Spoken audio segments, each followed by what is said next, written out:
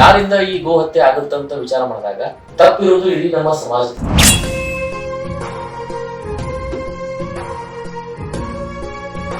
Vitamins ಆಗ್ಲಿ minerals ಆಗ್ಲಿ ಇವೆಲ್ಲ ನಮ್ಮ ದೇಹ ಒಳಗ ಕಡಿಮೆ ಇದ್ದಿದ್ವನ್ನ ಇದೆಲ್ಲ ಸರಿಪಡುವ ಕೆಲಸ ಗೋಮೂತ್ರ ಅರ್ಕ ಮಾಡ್ತಾ ಇದೆ.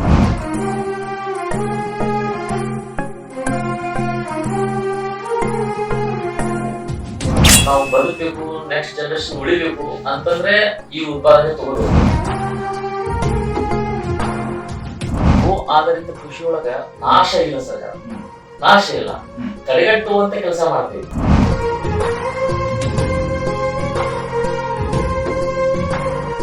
ಗೋ ಆಧಾರಿತ ಕೃಷಿ ಕಲಿಯುಗದ ಸಂಜೀವಿನಿ. ಬನ್ನಿ ಎಲ್ಲರೂ ಕೈ ಜೋಡಿಸೋಣ. ವೀಕ್ಷಿಸಿ ನಾಳೆ ಬೆಳಗ್ಗೆ 10 ಗಂಟೆಗೆ.